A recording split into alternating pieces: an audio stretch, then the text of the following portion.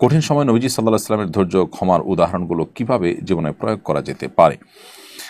চরম কঠিন সময়ে আমাদের প্রিয় নবী সাল্লাল্লাহু আলাইহি সাল্লাম যে ধৈর্য ধারণ করেছেন, অন্যদেরকে ক্ষমা করতে পেরেছেন, এগুলো আমাদের নিজেদের জীবনে প্রয়োগ করবার জন্য বারবার নবী সাল্লাল্লাহু আলাইহি সাল্লামের সিরাতকে, তার জীবনীকে আমাদের পাঠ করা উচিত। পাঠ পুনর্পাঠ যত বেশি করব, পর্যালোচনা যত বেশি করব, এবং নবীজির সে আদর্শে যারা নিজেদেরকে পরিচালনা করেছেন, সেই সমস্ত মনীষীদের, সে সমস্ত নেককার মানুষদের, মুমিনদের জীবনে যত বেশি আমরা চর্চা করব, স্টাডি করব, তাদের সোহবত, সান্নিধ্য, সাহচর্য যত বেশি আমরা নিতে পারবো, ধারণ করতে পারবো, তত বেশি ইনশাআল্লাহ বিদিন আশা করা যায় যে আমরা আমাদের নিজেদেরকে তার মতো বা তার অনুসরণে এরকম ক্ষমা এবং ধৈর্যের চর্চা নিজেদের মধ্যে আমরা আনতে পারবো।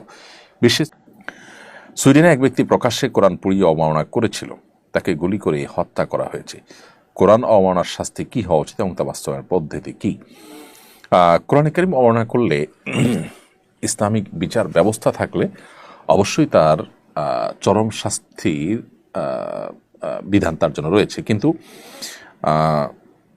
যদি কোনো ব্যক্তি সে অমুসলিম হয় এবং এ ধরনের ঘটনা ঘটায়, তো সেক্ষেত্রে মুসলমানদের জন্য সেখানে শরীয়ত আইন না থাকলে আইন হাতে তুলে নেওয়ার সুযোগ আসলে থাকে না। তবে এ ধরনের ব্যক্তি কারো গুলিতে মারা যাওয়া কিংবা কোনো আকস্মিক, আরও কয়েক বছর আগে আমরা সম্ভবত ফ্রান্সের কোনো একটি ব্যক্তির কথা শুনেছি যে সড়ক দুর্ঘটনায় সে মারা গেছে এবং অত্যন্ত বাজেভাবে মারা গেছে, এবং সেও এ ধরনের ক্রিয়াকর্ম করেছিল, নবী সাল্লাল্লাহু আলাইহি ওয়াসাল্লাম বর্ণনা করেছিল।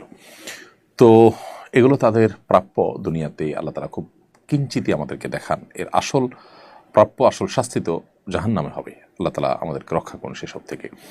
অতীতের কোনো বিষয়ে মিথ্যা কসম করলে তা থেকে মুক্তির উপায় কি?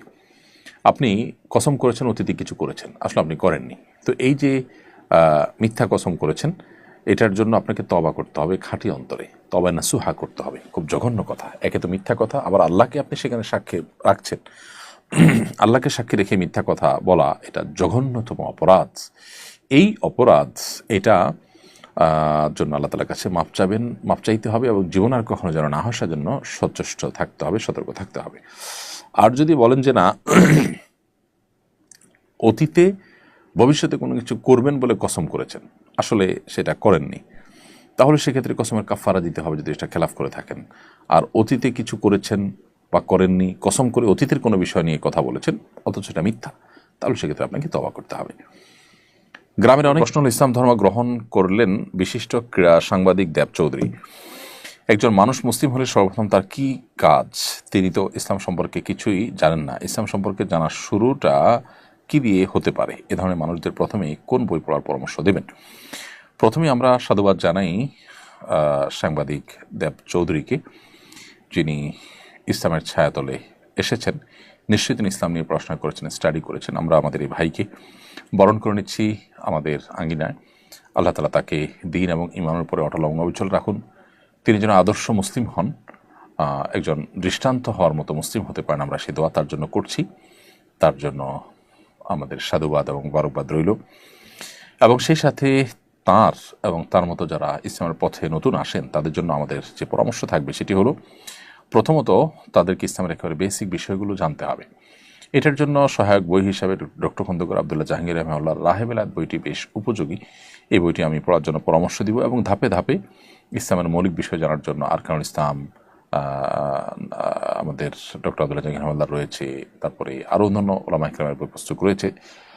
সেই বইগুলো ধীরে ধীরে পড়ে মৌলানা আব্দুল মালিক সাহেবের ঈমান সবার আগে বইটি খুব গুরুত্বের সাথে পড়া দরকার।